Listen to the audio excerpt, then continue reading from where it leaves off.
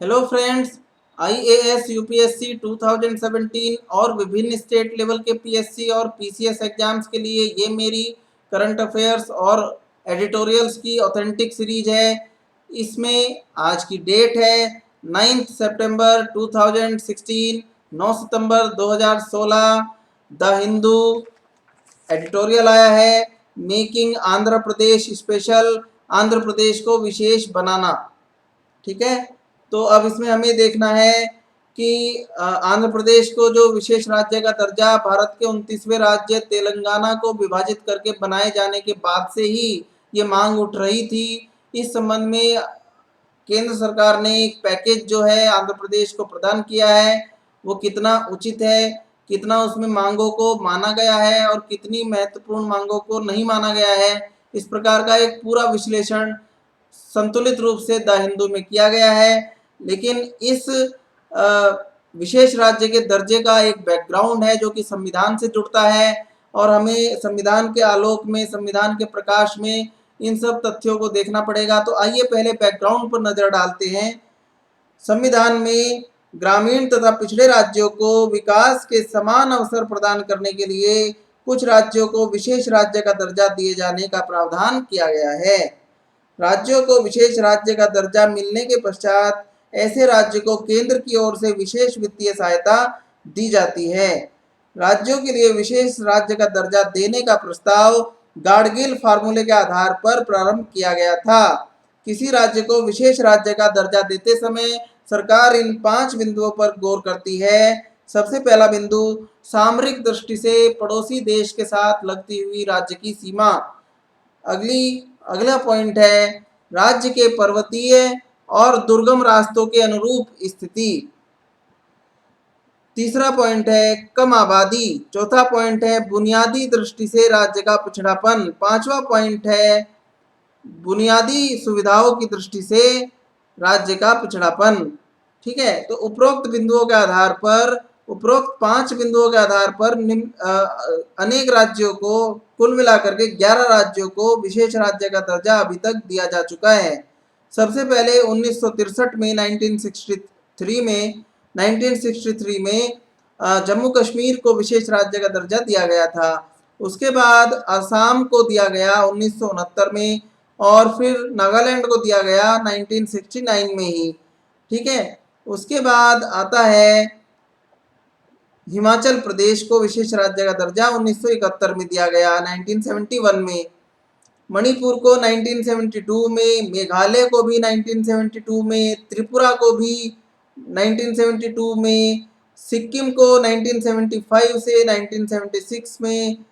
ठीक है, 1975-76 में, मिजोरम को 1986-87 में, अरुणाचल प्रदेश को 1986-87 में और उत्तरांचल को 2001 में यह दर्जा दिया गया। कुल मिलाकर के इसमें क्या क्वेश्चन पूछे जा सकते हैं? आसाम और नागालैंड को एक साथ 1969 में दिया गया था और मणिपुर, मेघालय और त्रिपुरा को, मणिपुर, मेघालय, त्रिपुरा को 1972 में एक साथ दिया गया था। इसके अलावा क्रम लगाने को आ सकता है, तो क्रम लगाने में जम्मू कश्मीर का प्रथम स्थान, आसाम नागालैंड का दूसरा और तीसरा स्थान, फिर चौथा स्थान मणिपुर, मेघालय, चौथा स्थान है हिमाचल प्रदेश का, मणिपुर का स्थान 5वां, मेघालय का 6ठा, 7वां त्रिपुरा का, उसके बाद सिक्किम, उसके बाद मिजोरम, उसके बाद अरुणाचल, उसके बाद उत्तरांचल। ठीक है, आप इस वीडियो को पीछे हटा करके भी ध्यान से देख सकते हैं कि कौन से राज्यों का क्रम किस प्रकार से है। राज्यों के विशेष दर्जे के संबंध में रघुराम राजन की समिति। रघुराम राजन जो इस समय रिजर्व बैंक ऑफ इंडिया के गवर्नर पद से अभी सेवा मुक्त हुए हैं, उनके अध्यक्षता में विशेष राज्य के दर्जे के संदर्भ में एक समिति का गठन केंद्र सरकार ने किया था। इसमें विशेष सहायता अनुदान देने और पिछड़े राज्यों की परिभाषा तय करने के लिए नया फार्मूला बनाने के लिए रघुराम राजन समिति बनाई गई थी और इस समिति ने अपनी रिपोर्ट वित्त मंत्रालय को सौंप दी। रघुराम राजन की समिति ने अपनी रिपोर्ट के माध्यम से केंद्रीय सहायता प्रदान करने के परिप्रेक्ष्य में प्रचलित वर्तमान व्यवस्था, जिसमें सामान्य राज्य तथा विशेष दर्जा प्राप्त राज्य का मानक तय है, इस मानक को बदलने की सिफारिश की है। राजन समिति ने अब तक केंद्रीय अनुदान प्राप्त करने के संदर्भ में 28 राज्यों को एक साथ लेते हुए एक नया सूचकांक तैयार किया है। इस सूचकांक को राज्य की वित्तीय जरूरत विकास के लिए राज्य सरकार की ओर से उठाए जा रहे कदमों के कंबाइंड पैमाने में कसौटी पर कसा जाएगा, यानी कि दोनों चीज़ों को इकट्ठा लिया जाएगा। राज्य जो है उसको कितनी वित्तीय आवश्यकता है और राज्य अपने विकास के लिए क्या कदम उठा रहे हैं, ठीक है। तो दोनों फैक्टर्स को ध्यान में रखते हुए ही आगे का कदम उठाया जाएगा। राजन समिति ने विकास की वर्तमान व्यवस्था के आधार पर राज्यों को 3 बड़े क्लस्टर्स में बांटने की सिफारिश की है। सबसे पिछड़े राज्यों में 10 राज्यों को रखा गया है, जिसमें उड़ीसा, बिहार, एमपी, छत्तीसगढ़, झारखंड, अरुणाचल, असम, मेघालय, यूपी और राजस्थान सबसे पिछड़े राज्य माने गए हैं। कम विकसित राज्य अर्थात मध्यम श्रेणी के राज्यों में मणिपुर, पश्चिम बंगाल, नागालैंड, आंध्र प्रदेश, जम्मू कश्मीर, मिजोरम, गुजरात, त्रिपुरा, कर्नाटक, सिक्किम और हिमाचल प्रदेश, और रिलेटिवली विकसित राज्य अपेक्षाकृत विकसित राज्य, इसमें कुल 7 राज्य हैं। हरियाणा, उत्तराखंड, पंजाब, महाराष्ट्र, तमिलनाडु, केरल और गोवा। रघुराम राजन समिति ने यह परिभाषा किस प्रकार से तय की है? रघुराम राजन समिति ने वर्तमान व्यवस्था के स्थान पर नई व्यवस्था को लागू करने और राज्यों के पिछड़ेपन को तय करने के लिए मल्टी डायमेंशनल इंडेक्स बहुआयामी सूचकांक का सहारा लिया। इस बहुआयामी सूचकांक को निर्धारित करने के लिए 10 स्टैंडर्ड्स को आधार बनाया गया है, 10 मानकों को आधार बनाया गया है। पहला मानक है प्रति व्यक्ति मासिक उपभोक्ता व्यय, ठीक है। मास का यानी एक महीने का जो उपभोक्ता का एक्सपेंडिचर है उसको प्रति व्यक्ति पैमाने पर कैलकुलेट करना। दूसरा है शिक्षा, तीसरा है स्वास्थ्य, चौथा है परिवार में सुविधाओं की उपलब्धता, पांचवा है गरीबी, छठा है महिला साक्षरता, सातवां है राज्यों की जनसंख्या में अनुसूचित जाति अनुसूचित जनजाति की संख्या का प्रतिशत, अगला है शहरीकरण की दर, अगला है फाइनेंशियल इंक्लूजन और आखिरी में है कनेक्टिविटी।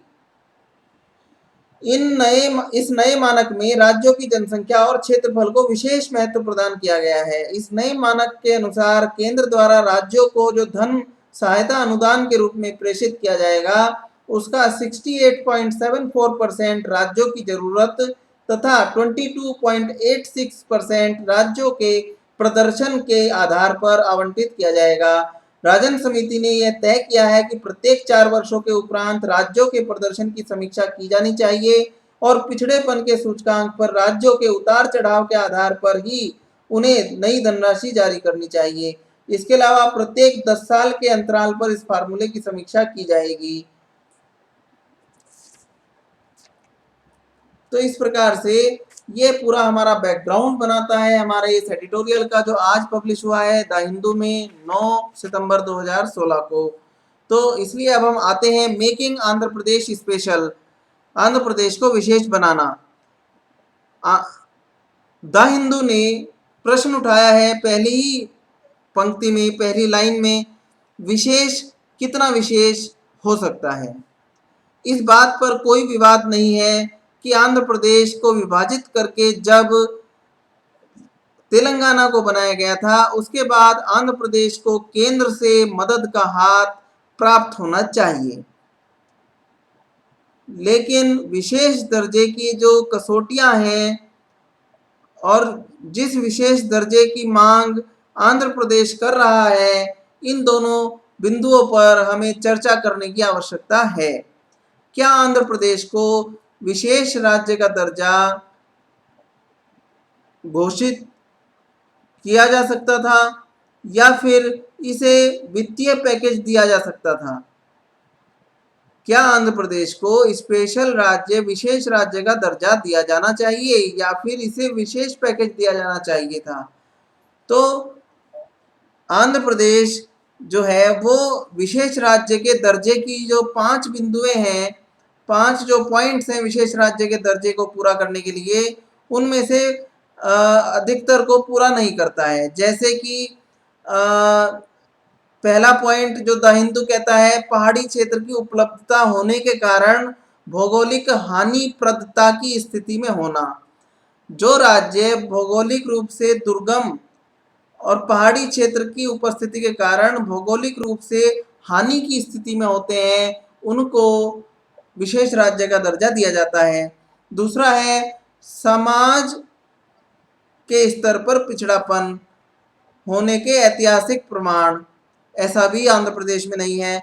आर्थिक स्तर पर पिछड़ापन होने के ऐतिहासिक प्रमाण, ये भी आंध्र प्रदेश में नहीं है। इसके अलावा इंफ्रास्ट्रक्चर के स्तर पर पिछड़ापन होने के ऐतिहासिक प्रमाण, ये भी आंध्र प्रदेश में एग्जिस्ट नहीं करते, इस प्रकार की स्थिति नहीं है। वित्तीय संसाधनों की कमी, इस प्रकार की स्थिति भी आंध्र प्रदेश में नहीं रही है। ठीक है, लेकिन फिर भी तेलंगाना के अलग होने के बाद से उनको काफ़ी हैवी इन्वेस्टमेंट करना पड़ेगा आंध्र प्रदेश को अपनी राजधानी को डेवलप करने में और सभी इंफ्रास्ट्रक्चर को फिर से बनाने में।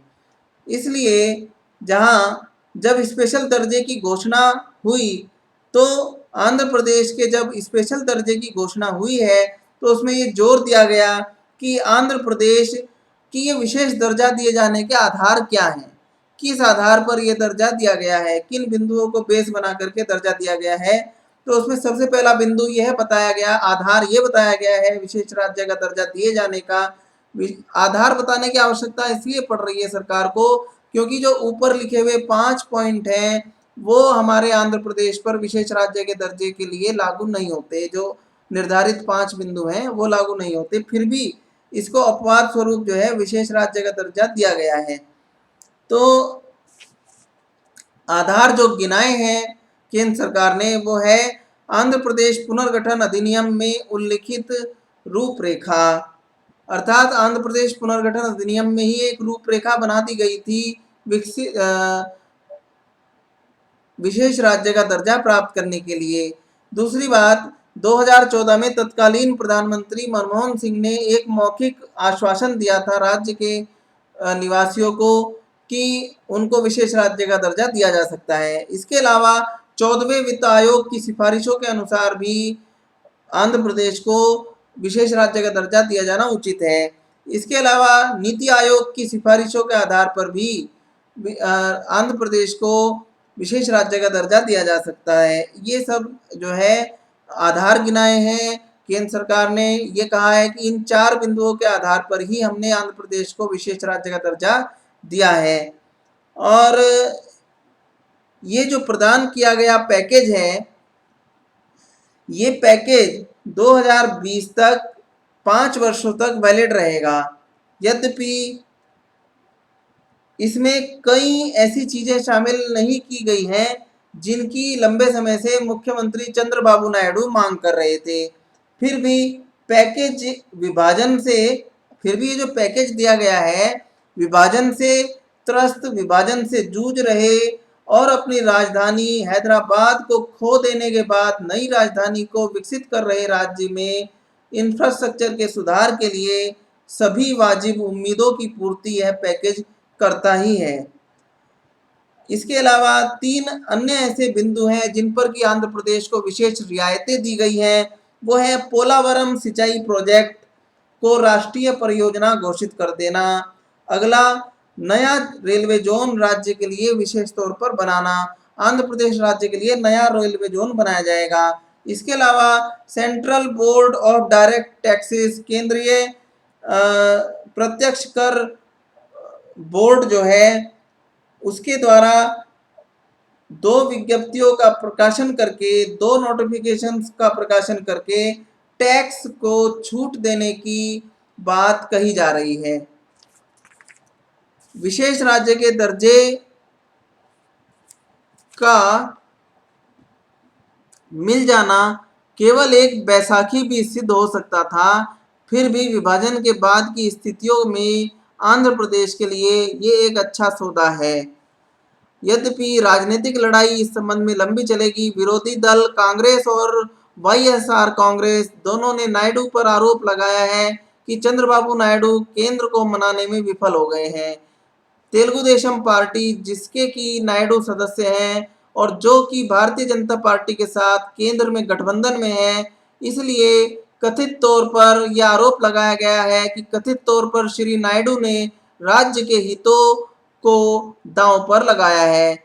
इन विरोधों को शांत करने के लिए केंद्रीय मंत्री वेंकैया नायडू, जो आंध्र प्रदेश राज्य से ही संबंध रखते हैं, उन्होंने कहा, श्री वेंकैया नायडू ने कहा है कि केंद्रीय मदद की प्रक्रिया सतत रूप से चलती रहेगी। तेलुगु देशम पार्टी को एक अच्छा वातावरण निर्माण करने, यानी कि तेलुगु देशम पार्टी की जो वहाँ आंध्र प्रदेश की सरकार है, उसको वेंकैया नायडू जी ने ये सुझाव दिया है कि वो अपने राज्य में अच्छा वातावरण निर्माण करने का प्रयास करे और रोजगार सृजन, रोजगार को पैदा करने का प्रयास करे। श्री नायडू ने ये कहा है कि राज्य के सामने श्री चंद्रबाबू नायडू, जो कि मुख्यमंत्री हैं, मुख्यमंत्री के सामने मुख्य रूप से 3 लक्ष्य हैं। अमरावती में राजधानी का निर्माण, दूसरा विकास के लक्ष्यों को पूरा करना, अगला आम लोगों के रोजी रोटी के संकट का समाधान करना। यह उनकी, अर्थात मुख्यमंत्री की राजनीतिक विरासत की परंपरा बन जानी चाहिए कि जिस प्रकार से उन्होंने राज्य में एक कठिन दौर से राज्य को बाहर निकाला है और एक समावेशी अर्थव्यवस्था की नींव रखी है। तो इस प्रकार से ये हमारा एडिटोरियल यहाँ पे पूरा होता है। अपने बहुमूल्य विचारों से इस वीडियो के कमेंट बॉक्स में कमेंट करके, और यदि ये वीडियो पसंद आई हो तो लाइक करके मुझे अपने विचारों से अवगत कराते रहिए। Thank you very much, all the best.